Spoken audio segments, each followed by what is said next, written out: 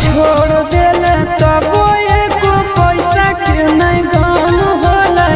ऊपर वाला दया से नहीं मान कहियो कम होला। एको छोड़ के साथ में देखाओ अपन फोटो रे, तब हमरा छोड़ा विश्वास कुछ हो तो रे। आगे छोड़ने से बतियाई के हमर मन भरल रहे।